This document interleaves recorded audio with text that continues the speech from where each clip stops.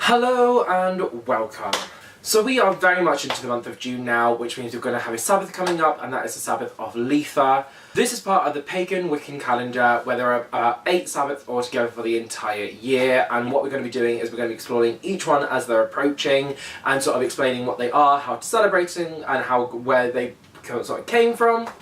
And as Litha is the next one that's coming up this month, it seemed appropriate to start with Litha. So if you like all things weird, wonderful and magical, grab a drink, turn up the lights, it's going to get interesting. So as I mentioned, there are 8 Sabbaths altogether. We have Imbolc, Ostara, Beltane, Litha, Lochnasid, Mabon, Samian and Yule. This month it is the Sabbath of Litha.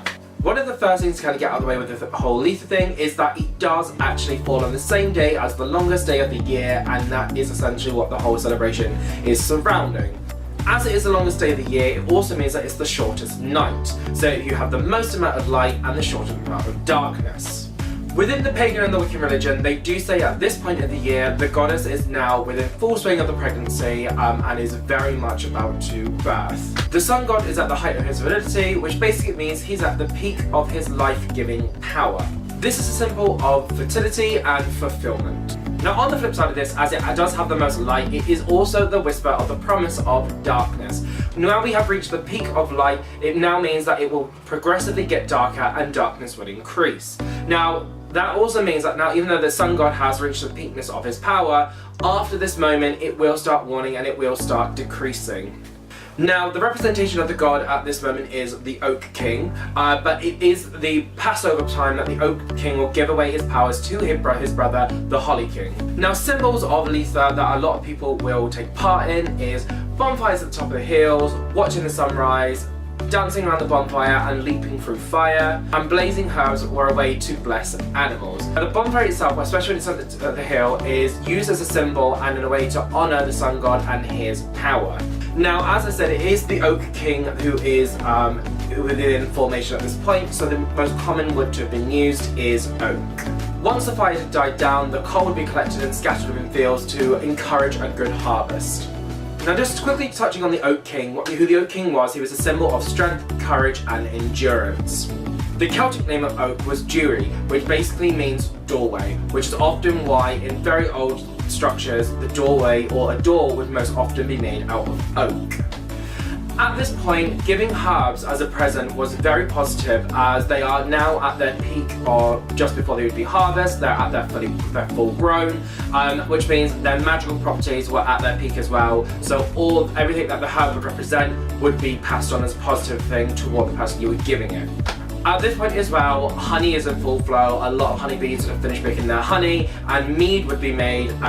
Mead was often represented and used to celebrate the life-giving abundance of the sun. It was seen as a divine solar drink, as it could only be sourced around this time of year. Now, within Wicca and Pagan, a lot of things can also have a lot of colour representations with it. Within the Litha festival, all colours are used within symbols, because within the world and within nature during the summertime, especially around this time, all colours are in full swing within nature itself, so any colour can be used as a representation within this festival.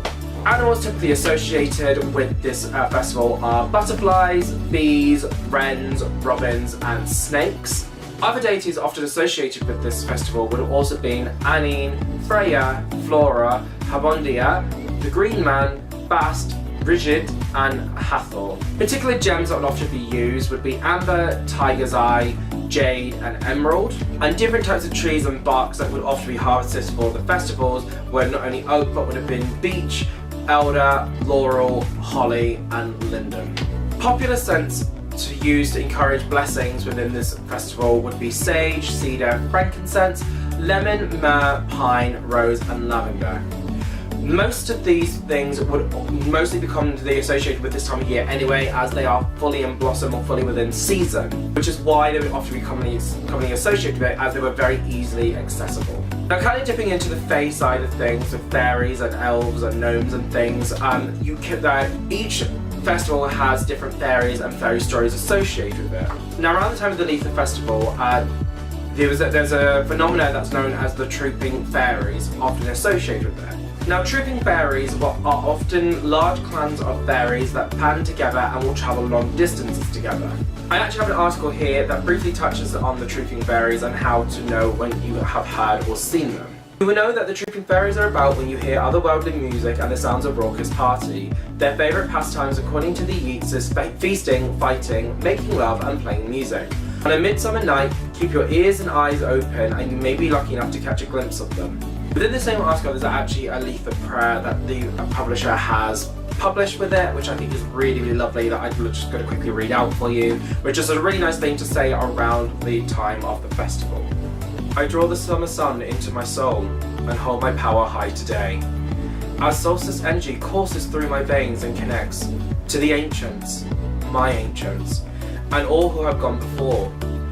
I am divinely alive. I feel the warmth of my beloved sun as its rays dance upon my skin on this, the longest day of the year.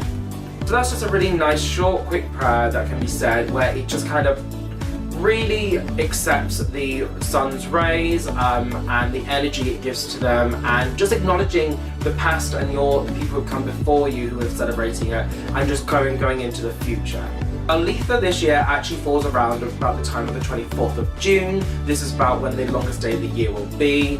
Essentially every year it will generally fall on the longest day of the year, and that is the day of the festival. But for the whole month of June you can celebrate just by burning this particular incenses that we've kind of discussed, the different types of senses, the kind of every time you see an animal that's kind of associated with it, just kind of giving a small blessing, and just kind of thinking about the renewal and the continuation of life through fertility, and just kind of like trying to complete things and that kind of a feeling of fulfillment.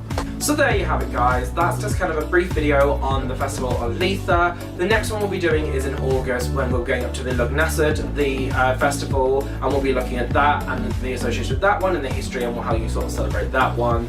If you have any other questions about these kind of festivals, do let me know. If there's anything you'd like me to cover, do leave a comment.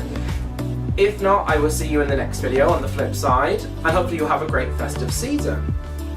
Take care, and I'll see you in the next video. Bye!